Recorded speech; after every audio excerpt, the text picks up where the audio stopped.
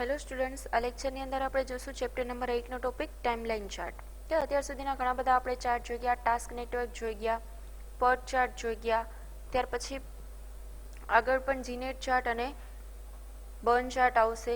કે તો અહીંયા એક ચાર્ટ આપણે અગેન જોવાનો છે, timeline chart. When creating software the planner begins with a set of task, for example with the WBS work breakdown structure. If automated tools are used, the work breakdown is input as a task network or task outline. કે અહીંયા timeline chart it means કે જે તમારું project છે, software છે, application છે, એને તમારે નાના નાના ટાસ્કમાં ડિવાઈડ કરી દેવાની અને પર ટાસ્ક તમારે કેટલો ટાઈમિંગ લાગે છે, કેટલા ડેઝ, કેટલા અવર્સ લાગે છે, એ અહીંયાથી ડિફાઇન કરવાનું, એને કહેવાશે ટાઈમલાઈન ચાર્ટ. કે વર્ક બ્રેકડાઉન સ્ટ્રક્ચરને ફોલો કરશે. જે તમારું કમ્પ્લીટ વર્ક છે એને નાના નાના બ્રેકડાઉન કરીને એનું આખું સ્ટ્રક્ચર છે એ કમ્પ્લીટ કરશે. જો તમે ઓટોમેટેડ ટૂલ્સનો યુઝ કરશો તો તમારે WBSને ઇનપુટ તરીકે આપવું પડશે ટાસ્ક નેટવર્કમાં. કે ટાસ્ક નેટવર્ક જેમ આપણે ઉપર જોઈ ગયા ક્રિટિકલ પાથ ફાઇન્ડ આઉટ કરતું હતું, એ જ રીતે અહીંયા પણ ક્રિટિકલ પાથ એટલે કે ટાસ્ક નેટવર્ક જ્યારે તમે યુઝ કરશો તો એમાં તમારે WBSને એઝ અ ઇનપુટ તરીકે આપવાનું કે કેટલા ટાસ્કમાં તમે તમારો પ્રોજેક્ટ છે એ ડિવાઈડ કરેલો છે.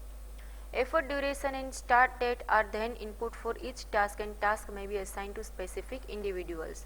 કે એવરી ટાસ્ક છે એને એના એફર્ટ્સ આપેલા હશે, એનું ડ્યુરેશન આપેલું હશે અને સ્ટાર્ટિંગ ડેટ આપેલી હશે. આ બધી જ વસ્તુ ઇનપુટ તરીકે આપેલી હશે. એટલે કે કયા એમ્પ્લોયીએ કેટલું વર્ક કરવાનું, કેટલા દિવસની અંદર કરવાનું, ક્યારથી સ્ટાર્ટ કરવાનું અને કેટલું અને કેવું વર્ક કરવાનું, કેવા એફર્ટ્સ એને એપ્લાય કરવાના, આ બધી જ વસ્તુ ઇનપુટ તરીકે એક એમ્પ્લોયીને આપેલી હશે ટાસ્કને ફૂલફિલ કરવા માટે. May be assigned to specific individuals. According to the importance and outcome of these input, effort, duration and start date, a timeline chart is also called GNET chart. કે GNET ચાર્ટ પણ આપણે આગળ આવશે. તો અહીંયાથી જે તમે ઇનપુટ આપો છો એના ઉપરથી તમને આઉટપુટ તરીકે એક ટાઈમલાઈન ચાર્ટ મળશે. કે ઇનપુટ તરીકે આપણે 3 વસ્તુ આપી દીધી, એફર્ટ, ડ્યુરેશન અને સ્ટાર્ટિંગ ડેટ. આ ત્રણેય વસ્તુ તમે ઇનપુટ તરીકે આપશો એટલે આઉટપુટ તરીકે તમને ટાઈમલાઈન ચાર્ટ મળશે, કે જેનું સેકન્ડ નેમ છે Gantt chart. Timeline chart can be developed for the entire project or separate chart can be developed for each project task or for each individual working on the project. કે અહીંયા જે timeline chart છે એ શેના through create થશે, તો તમારું જે complete project છે, કમ્પ્લીટ ચાર્ટ છે, એને સેપરેટ કરી નાખવાનો ચાર્ટ, નાના નાના ચાર્ટની અંદર, કે જેથી કરીને તમારા જે ઇચ એન્ડ એવરી ટાસ્ક છે એ ઓન ટાઈમિંગ કમ્પ્લીટ થઈ શકે. Below project table shows an example of timeline chart. It illustrates the task that is listed on the first column along with task name, duration, starting date, finish date and processor activities. અહીંયા એક તમને example આપેલું છે કે જેની અંદર એક task, અહીંયા સપોઝ કે ટાસ્ક એ આપેલું છે, એનો ટાઈમિંગ કેટલો છે તો 2 મંથની અંદર ટાસ્ક એ કમ્પ્લીટ થઈ જવું જોઈએ. ક્યારથી સ્ટાર્ટ થવી જોઈએ ટાસ્ક એ છે તો કે 1/1. કે અહીંયા ડેટ છે, આ મંથ છે. ફિનિશ ક્યારે થવું જોઈએ તો કે 2nd 28, કે જેના 2 મંથ છે એ કમ્પ્લીટ થયા પછી. કે એટલે કે અહીંયા ફેબ્રુઆરી મંથની 28th ડેટે આ ટાસ્ક છે ફિનિશ થઈ જવું જોઈએ. ઇટ મીન્સ કે એના 2 મંથ છે કમ્પ્લીટ થાય પછી. કે તો અહીંયા જે એક્સ્ટ્રા તમારે એફર્ટ્સ દેવાના છે, અહીંયા આપેલું છે કે બીજી કઈ વસ્તુ તમારે એમાં ડિસ્પ્લે કરવાની છે. First column along with task name, duration, start date, finish date and processor activities. Predecessor, કે જો તમારે કંઈ અગાઉથી તમારે એને એક્ટિવિટીઝ દેવાની છે, પ્રિડિસેસર એક્ટિવિટીઝ, કે તમારે એમાં એક્સ્ટ્રા એડ કરવાનું છે, કોઈ એક્સ્ટ્રા એફર્ટ, કોઈ એક્સ્ટ્રા રિપોઝિટરી, કોઈ એક્સ્ટ્રા રિસોર્સિસ તમારે યુઝ કરવાના છે કે નહીં. On the right side columns it represents dates on a calendar. The length of a horizontal bar on the calendar indicates the duration of the task. કે અહીંયા જે horizontal lines તમને આપેલી છે એ તમને ડિફાઇન કરશે, કે કેલેન્ડર ઉપર ડિફાઇન કરશે કે કેટલા ટાઈમિંગ સુધી આ એક્ટિવિટીઝ ચાલેલી છે. કે સપોઝ અહીંયા 1st and 2nd January and February 2 months આપેલા છે તો એ તમારે કેલેન્ડરની અંદર ડિસ્પ્લે કરવાનો. ઇટ મીન્સ કે અહીંયા જે બાકીની કોલમ્સ હશે એમાં તમારું કેલેન્ડર આવશે. When multiple bar occur at the same time interval on calendar, this implies task concurrency. કે અહીંયા એવું પણ છે કે અહીંયા તમે જોઈ શકો છો કે આ ટાસ્ક છે એ ફેબ્રુઆરી માં કમ્પ્લીટ થાય છે એના પહેલાં પણ તમે આ ટાસ્ક છે એ સ્ટાર્ટ કરી શકો છો.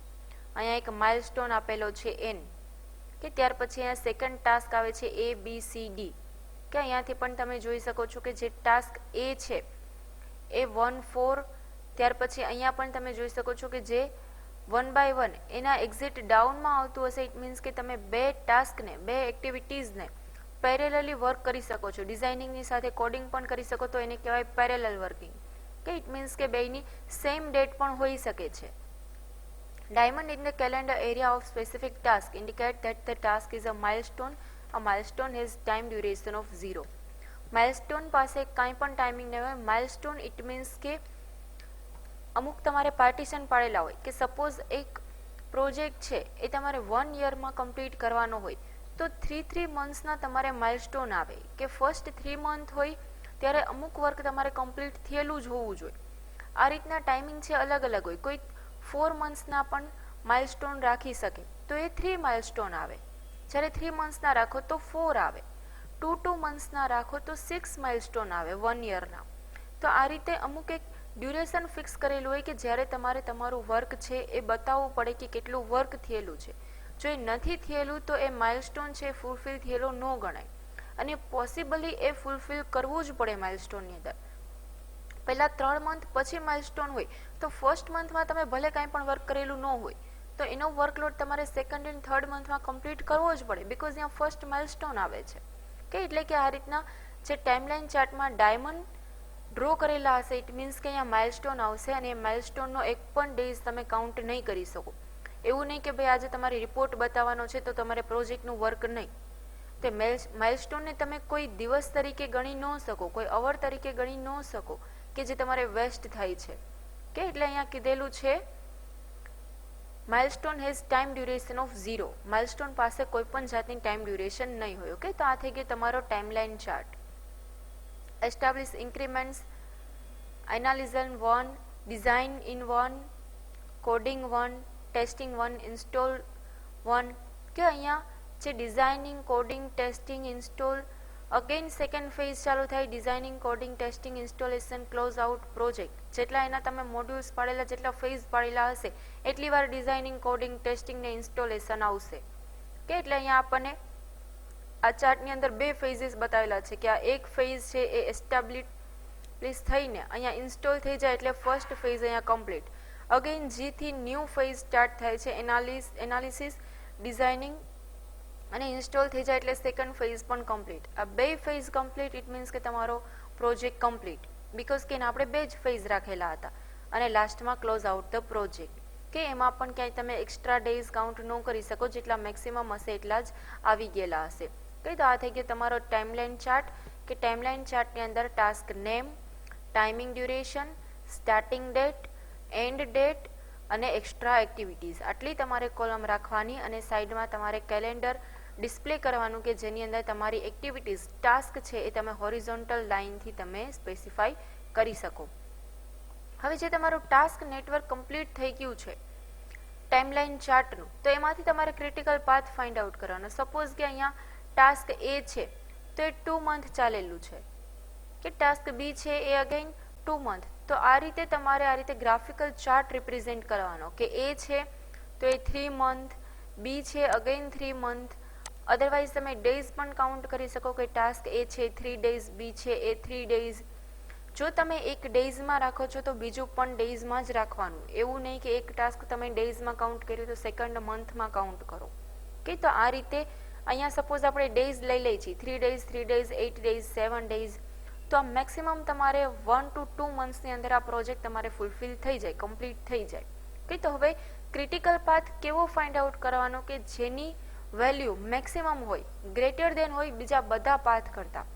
ક્રિટિકલ પાથની વેલ્યુ એટલે એવો પાથ કે જેની વેલ્યુ બીજા બધા પાથના ટોટલ કરતાં મેક્સિમમ હોય. તો અહીંયા તમે ગમે એટલા પાથ ફાઇન્ડ આઉટ કરશો. અહીંયા તમે પહેલાં તો પોસિબલ એના વેઝ જોઈ લઈ, એ થી બી, બી થી જી, ત્યાર પછી જી, એચ, આઈ, જે, કે અને એલ. આ રીતે પણ તમે એલ સુધી પહોંચી શકો છો. અગેન સેકન્ડ પાથ એ, બી, સી, ડી, ઈ, એફ અને એલ, આ સેકન્ડ પોસિબિલિટી. થર્ડ પોસિબિલિટી એ, બી, સી, ડી, ઈ, જે, કે અને એલ. કે આ third possibility. Fourth possibility AGHIJKL કે આ અગેન પોસિબિલિટી ABGHI, ત્યાર પછી અગેન તમે EF થી L સુધી પહોંચી શકો છો. તો આ રીતે જેટલા પોસિબલ પાથ છે એ બધા પોસિબલ પાથ તમારે એરો વાઇઝ ડિસ્પ્લે કરવાના અને એમાંથી જેનો ટોટલ મેક્સિમમ હોય એની તમારી ક્રિટિકલ પાથ ફાઇન્ડ આઉટ કરવાનું. તો અહીંયા મેક્સિમમ ટોટલ તમે જોશો તો એ થશે 3 + 3 6, ત્યાર પછી અહીંયા 6 પછી ડાયરેક્ટ સીમાં વહી જાય છે 8 14, અગેન 14 + 7 21, 21 + 10 31, 31 + 6, ત્યાર પછી અહીંયા આવી જાય છે. ઇટ મીન્સ કે 37, 37 + 2 39 એન્ડ 41. તો આનો જો ઓલમોસ્ટ ટોટલ તમે જોશો તો 40 અપ થાય છે. ઇટ મીન્સ કે આ મેક્સિમમ ટોટલ છે, જેથી કરીને આપણે એને ક્રિટિકલ પાથ બતાવેલો છે. અને ક્રિટિકલ પાથ તમે ખાસ કરીને બોલ્ડ લાઇનમાં જ એને ડિફાઇન કરવાનો. Okay, arrow wise. તો આ થઈ ગયું તમારો ટાઈમલાઈન ચાર્ટ અને એની અંદર બતાવેલું ક્રિટિકલ પાથ. તો આ રીતે તમને કોઈ પણ ચાર્ટ ઉપરથી તમને ક્રિટિકલ પાથ બતાવવાનું કહી શકે છે. કોઈ પણ ટાસ્ક નેટવર્કનું એક્ઝામ્પલ આવશે એમાંથી તમારે ક્રિટિકલ પાથ ફાઇન્ડ આઉટ કરવાનો. તો ક્રિટિકલ પાથ કોઈનો પણ ફાઇન્ડ આઉટ કરવાનો હોય એક જ વસ્તુ ધ્યાનમાં રાખવાની કે જેનો ટોટલ, જે પાથનો ટોટલ મેક્સિમમ આવતો હોય એ થઈ જશે તમારો ક્રિટિકલ પાથ. ઓકે, તો અહીંયા ટાઈમલાઈન ચાર્ટ છે એ કમ્પ્લીટ આપણો. Okay, thank you.